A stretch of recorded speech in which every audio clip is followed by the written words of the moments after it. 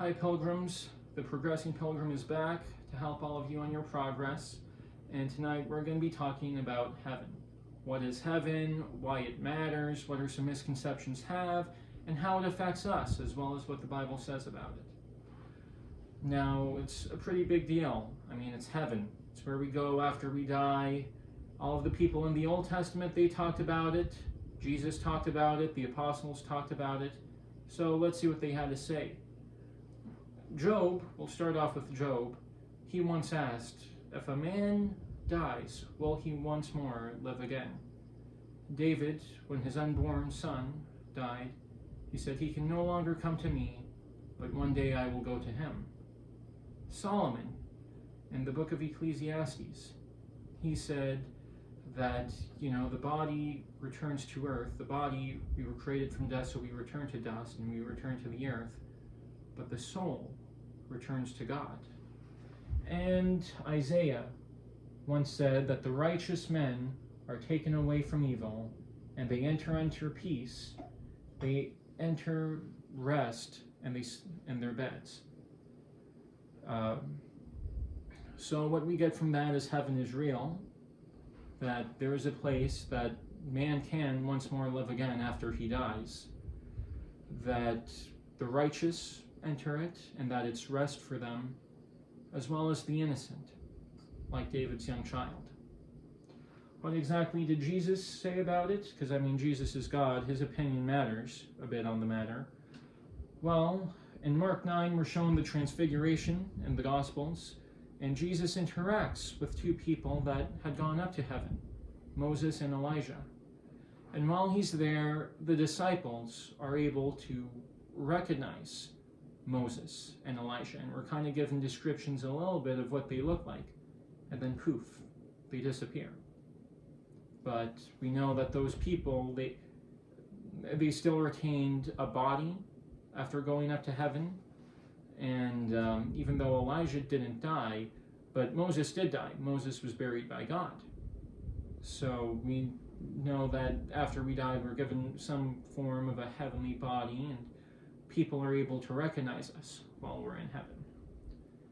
In Mark 10, verses 14 and 15, Jesus says that heaven is full of children and people with childlike innocence, childlike faith.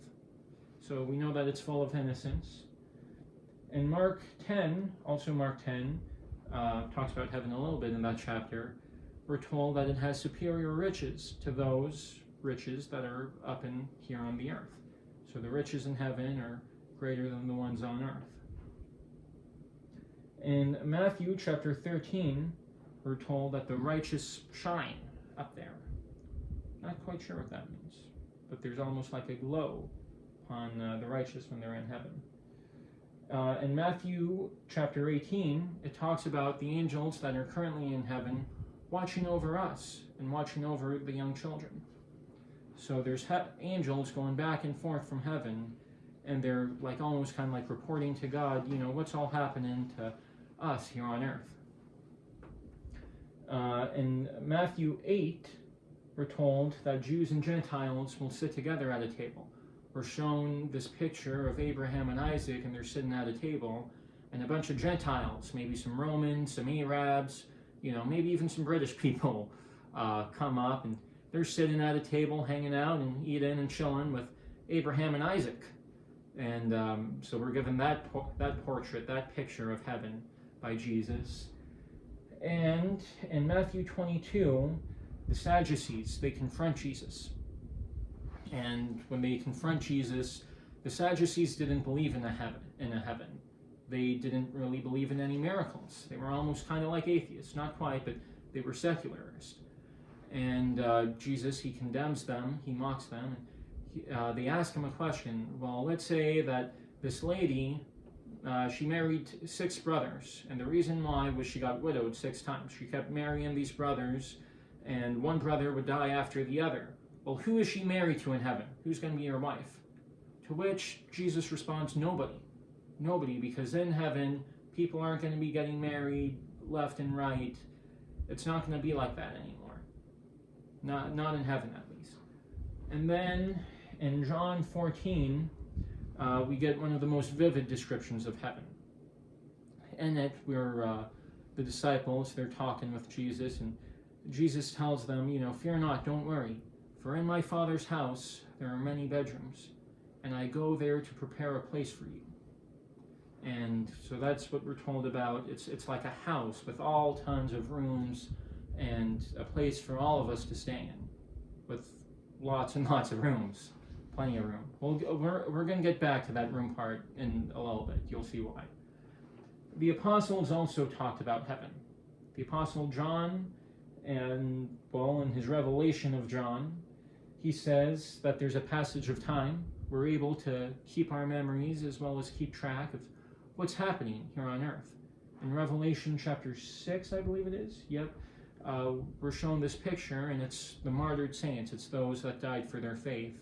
And they're praying to God, and they're asking God. They're watching all of these events unfold on earth, and they're saying, God, when are you going to come down and avenge us? When are you going to avenge those that are suffering now? And so they're able to see what's happening, and it distresses them to some extent, and they remember who they are, and they see what's happening here, what we are going through. We're also told that it's comfort for those who suffered and those who were persecuted. We're told that we'll be given clean robes, and that we'll be able to interact with both God and angels, and we'll worship God before his heavenly throne. God will be sitting on a throne, and we'll be singing praises, we'll be singing Amazing Grace right before God himself. And of course, we're also going to be given clean robes. So this robe, it might be the color white instead of the color black, once we're in heaven. And we're also told that heaven, it's only a temporary place. We always say, we'll be there for eternity, forever and ever, which is true, but not entirely true. God's going to be creating a new heaven and a new earth one day. He's going to be doing some upgrades in the future. So that's what the Apostle John talks about heaven. That's what he says. The Apostle Paul says that we finish becoming sanctified. Now, sanctification is the process of becoming holy. And so it's like you're growing as a person, kind of, right? And it happens once you accept Jesus into your heart. This process starts, and you can't quite exactly measure it, but you're kind of becoming a better person, a more holy person. And in heaven, that process it becomes finished. That's in Philippians chapter 3. Paul calls it our true country. That's where our true citizenship is in. We're just ambassadors here on earth. This is a place that we're passing through, but our true country, everyone, you hear all these talks about nationalism. Well, I'm a nationalist for heaven, all right? And that's what all Christians are. That's where our real citizenship is, even before it is in America or Saudi Arabia or Mexico or Canada. Our loyalty, our true nationality is with God above. We're given this portrait in Philippians chapter 3 of us reaching our true potential, kind of. We're also given that same portrait in 2 Corinthians and 1 Corinthians as well. And it's kind of like, after the fall, after Adam ate the fruit, all of mankind became affected. It was like mankind was almost brought down on the totem pole a little bit. And so what we're getting is almost, mankind got kicked out of the Garden of Eden. But now it's almost like we're returning back to the Garden of Eden. It's almost a return to Eden, in a way. And that's what, Paul said that we're looking at a dimly lit mirror, but one day we're going to be able to see the full picture. Right now we love in part, we see in part, we know in part, but one day we're going to be able to know fully. We're going to be able to see fully. It's like, again, we're going to be finished being sanctified. Well, being sanctified, it's almost like growing as a person. And when you grow as a person, the same childish things, When you were a young child, you may have threw a tantrum because you wouldn't eat your vegetables. But now, as an old man, you're going to be eating some vegetables. It's kind of like that. Or as a baby, you needed to be lifted and carried everywhere you went. But then, as a young man or a young woman, you're a beast when you get in the gym, right? Well, that's kind of what it's like, but more on a spiritual level, on a greater level that we can't really comprehend. And the last thing that Paul says is that the gospel is pointless without it. A lot of Paul's adversaries, the Sadducees, as well as the Greeks, they didn't believe in an afterlife. They thought, okay, well, the gospel is only for this life. But if that's the case, then the gospel is pointless. Because the Bible says death entered the world because of sin. The spiritual wages of sin is death. That's why death exists. That's why it's appointed for all men to die one day. Because sin, we've all sinned. And our ancestor Adam sinned, which brought all of this in. But if Jesus has come to redeem us from sin, to save us from sin, then that means Jesus has also come to save us from the consequences of sin, and the consequences of sin is death. So it adds weight to what Jesus did on the cross. And if Jesus died on the cross, if there is no resurrection, then what's the point of Jesus rising 3 days later? What's the point of that? That just means, okay, so we killed God and what, he didn't come back? That's horrible. That's like, okay, the bad guys won, so the devil got his way, which is nonsense. Just as Jesus rose, so will one day we will rise. That's why Jesus came to earth. God came to earth to redeem mankind, to save mankind. Not just show us some other way, but to show us the way, to fix this whole giant mess we've gotten ourselves in. Lastly, the Apostle Peter talks about heaven as well. And he says in 1 Peter that it's imperishable, uncorruptible, undefilable. Nobody can just snatch it out of your hands. Nobody can ruin or soil heaven. And that's a wonderful thing. We know that it's something pure, that it's not corruptible. Just as this earth is corruptible, it's not corruptible like this earth. You can't quite get cancer in heaven. In heaven, the devil can't just he can't snatch your soul away from you. You see that in movies all the time, like, oh, somebody sold my soul to the devil. No, that's not how it works. Or like people get sacrificed to demons, or like The Exorcist, and it's not like that. It's not like that. Nobody can take you out of Jesus' hands. Nobody. So now that this board is done, we're going to be moving on to our next board. Just drop that, but go. Well, the light's kind of blocking it out, but we'll make the best of it. So what are some misconceptions people have about heaven? Well, we're going to go over the misconceptions that other religions have, and then the misconceptions that some Christians have. So we're going to start off with the first one, the atheists and the Sadducees. They said that heaven doesn't exist. But after what we just read, in both the Old Testament and in the New, heaven clearly exists. Or at least if you're a Christian, you'll believe it exists. I know there's a lot of liberal churches out there, and, they were big John Lennon fans, and so they don't quite believe in heaven anymore, but that's blasphemous. That completely ruins the whole point of the gospel. Another misconception that other pagan religions bring in is that you get some kind of crazy harem. And the reason for that is a lot of other religions are kind of obsessed with sex. And the Mormons and the Muslims both believe we've all heard the joke whenever, a war happens in the Middle East, you hear people talking about the 77 virgins that, Muslims get when they die, and people make jokes about it all the time. And Mormons also believe you get a harem. They believe that good Mormons become like gods and get to make a bunch of babies to populate their own special planet.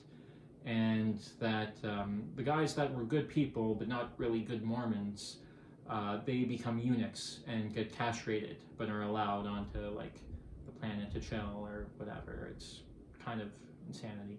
So, yeah. A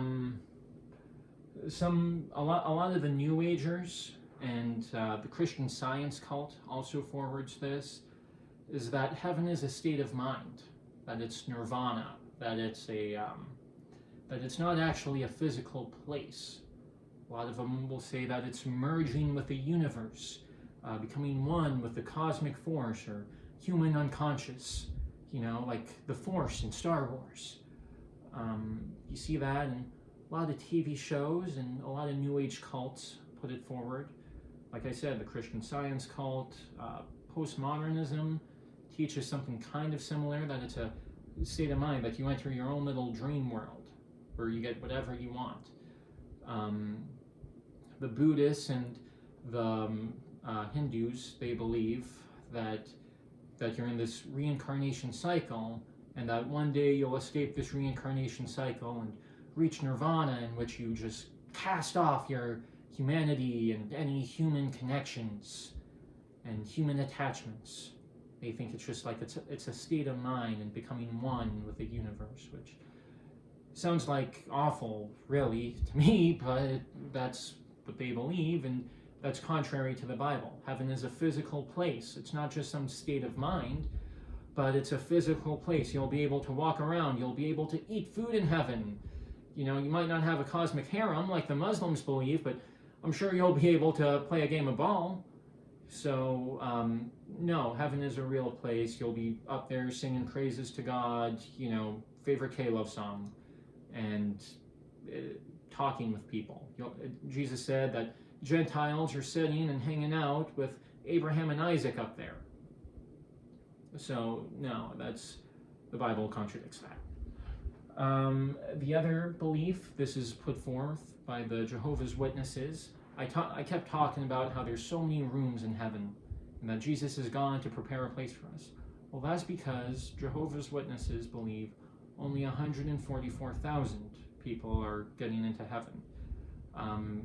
They think that the rest of the people, they take like a verse from Revelation out of context and like manipulate it to say that there's only 144K people there, and it's no. That's the resting place of all believers, all people that have put their faith and their trust in Christ, and they've been born again. That's where we're going. God is our Father, and God's children are going to return to God. God is our King, so the citizens of God's kingdom are going to live in God's kingdom. So that's the issue with that. Jesus said that there's plenty of room. Jesus said, hey, it's not this small, tiny place. He said, hey, only a couple of you guys are getting in. Everyone else, they're just going to cease to exist, or, take a big, long nap. They're not getting in. Jesus didn't say that. Jesus said, my Father's house has many rooms. Don't be alarmed. I'm going to prepare a place for you there. Now, some translations say, my Father's house has many mansions. Mansions. Think about that. Getting a big mansion in heaven. So that's what other religions say about heaven, and they're all wrong. Next, we're going to be talking about something called heterodoxies, basically misconceptions about heaven that are false and contrary to the Bible, but Christians still believe these for some reasons. Now, it's not saying like, oh, you're a pagan if you believe this, but you're mixed up about the Bible. You're wrong, and a lot of baby believers tend to fall and accidentally believe some things that are wrong about the Bible until their pastor or elder, brother, sister, kind of teaches them more. So that's what a heterodoxy is, and these are some of the misconceptions that you see a lot of Christians run into because they're not really read up on the subject. They just watched like some corny Hollywood movie and base their theology on that.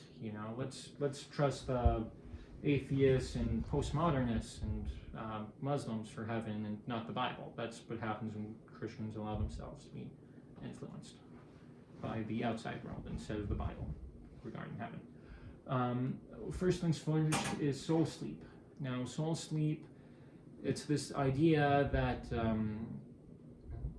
I believe some of the church fathers could have held it, as well as some of the reformers. I know the Seventh-day Adventists believe it, and it's easy. It's easy. I can see why, because Isaiah said they'll rest in their beds and they'll go to sleep, and Solomon said that the body goes into the ground to rest, and you hear this phrase where all through the epistles where Paul says, our sleeping brothers and our brothers that have now fallen asleep. And really, all that means, though, it's just a polite way of saying our brothers have died. They're dead. They're not with us. And what soul sleep does, soul sleep says that when you die, you go into a coma. So your soul goes into a coma and will one day be woken up from this sleep, from this coma, at the final judgment. And they believe that all descriptions of heaven are actually about the new heaven and the new earth. They're not actually about the current heaven that God's in. They don't think that any humans are there. They just believe that, when you die, you go into a coma, and then when the end of the world is happening, you'll suddenly wake up and be sent to the new heaven, new earth. Which, again, the issue with that is we see both Moses and Elijah talking with Jesus, and we're also given this portrait in the book of Revelation of currently dead Christians watching events currently unfolding on earth while in heaven. So that contradicts the idea of soul sleep. The other thing you hear is that, people become like mindless drones, because you get this picture of everybody's worshiping God. Everybody in heaven, they're just singing God's praises day and night. And, for them to be that good, for them to be doing that, well, they must have lost their free will and become like a boring, mindless drone, like a robot, which that's not true. If you're excited about something, you're going to be singing praises about it. You're going to be, when you have a favorite football team and you're at a football game, all of the other fans, they get chants going. It's the same way at any other sporting event, a hockey game, boxing match, UFC match, basketball game, whatever. People go and we sing the national anthem. When you like something, you're going to talk about it and you're going to praise it and you're going to enjoy it. And that's why people are praising and enjoying God. It's not that you become some kind of mindless drone. That's not the case. In Romans 1, we're given this idea that hell is becoming less and less human. That hell is, that when people lose their salvation, they just get worse. No, not that they lose their salvation, but when they're lost in sin, they just get worse and worse in sin, and it snowballs until they're like an animal. We're shown that with, I think it was King Nebuchadnezzar, and he lost his mind in sin. And this is something that studies have shown with drug addictions or porn addictions. People, they just get more and more depraved. Or with hate. Hate ages you, and it just kind of makes you a more vile, more bitter person, and can bring on arthritis. And so in Romans 1, we're given this idea of sin snowballing and making a person more and more like an animal. Well, in 1 Corinthians chapter 15, we're given this idea that heaven makes you more and more human. You'll become more human than you ever were before. You're not going to lose all of your emotions. You're not going to lose your free will. If anything, your will be freed. The Bible says that Jesus has set us free from sin. Our wills have been freed. And so you're not going to be some kind of boring, mindless drone in heaven. You'll have a free will. You'll still have a personality. C.S. Lewis said, the only way you can get into heaven is if you have a personality. So, you have to. If anything, it's just your personality you'll come into more of who you really are. It'll be exemplified. The other is that there's no passage of time in heaven. and the reason why is because God is not affected by time. God exists outside of time. And people also apply passages about the new heaven, new earth to, heaven. But the thing is, God exists outside of time. We're not God. We're humans. We're below God. Angels are below God. So, time might be a little bit different there. But it says that angels that are in heaven are currently watching what's happening on earth. And it says that dead Christians that are currently in heaven are watching what's currently happening on earth. So that contradicts the idea that there's no passage of time. And also the fact that the old earth and the old heaven are going to be destroyed and are going to be taken away, and that there's going to be a new heaven and a new earth. Well, that means that earth and heaven age. If there's going to be an end of if there's a creation, and if there's a starting date, a birth date, as well as an ending date, a death date, then that means that there's a passage of time for something to be affected. God can't be affected, God isn't changing, but heaven isn't God. We humans are not God.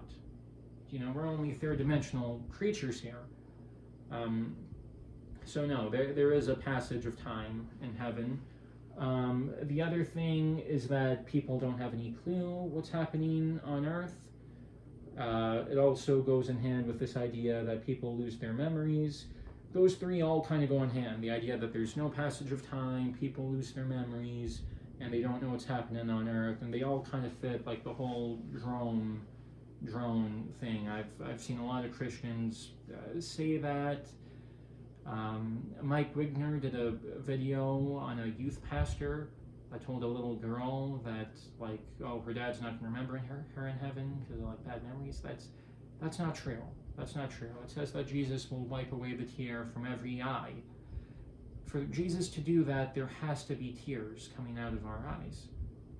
And then also, in Revelation, again, we're shown this picture of the martyred saints. They're in heaven, they're watching people on earth suffer, and they're saying, God, when are you going to come down and return, fix this? When are you going to do it?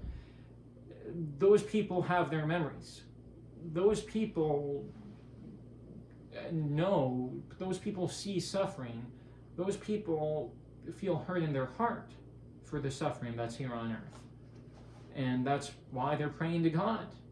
That's why they're taking their issues to God. And no, just people remember, you'll retain your memories in heaven, okay? It says, now we know in part, there we will know fully, okay? You don't know in part in heaven, you know fully in heaven, all right? And so no, people in heaven, they retain their memories, they see what's happening here on earth. The other two things you see it a lot in TV shows and comics, and that's the idea that your soul could be stolen. I think DC Comics had a whole story arc, characters that were in heaven getting sent to hell or something, and that's not. Yeah, you see it all the time in horror movies, which no, it doesn't work like that. Peter said that we've been given an inheritance imperishable. It doesn't expire. People can't steal it. Your soul can't be stolen by the devil. It doesn't work like that. Okay? You see it all the time in movies and TV shows. That's not right. The other idea is that, I've seen a lot of people come off with this. You see it on Reddit and Twitter. One day with science, we're going to be able to build a spaceship and go to heaven or a portal or something, and that's, stop watching cartoons, man. No, you can't build a portal, a gateway to heaven. I know everyone saw that scary movie years ago with the guy from Jurassic Park, and they take a spaceship to hell. It's not like that. You can't take a spaceship to hell or heaven. In fact, the book of Genesis refers to, the Bible refers to three heavens. In Genesis, we're told the sky, the atmosphere is referred to as heaven, and then the universe is referred to as the second heaven. But then Paul talks about a third heaven, where God's throne sits. as well as all of the prophets in the Old Testament. And what you get from that is that you're just getting bigger and bigger. So the earth, we have the earth, okay? The atmosphere surrounds the earth. It's outside of the earth, right? Okay, well then the universe is bigger than the atmosphere. And the universe surrounds and is all around the atmosphere. While heaven is bigger than the universe. It goes beyond. It's God's throne. And, we can barely get a spaceship off of this planet, off of this rock. How are you supposed to get one off of this universe? So, no. And lastly, you had the Tower of Babel. The point of that, atheists like to say, God was scared of people going up to heaven. No, God punished a king in the Old Testament for trying to build a tower to heaven. The guy was so puffed up with pride that he thought that he could just build such a big, magnificent building that would take him to heaven, and that he could reach God on his own. And for that reason, God punished the people that were building this tower and punished everyone involved, making them speak different languages. It's the story of the Tower of Babel. And the point of that is you can't reach God on your own. The whole point of the Bible is we can't reach heaven on our own. We can't reach God on our own. So God comes to us.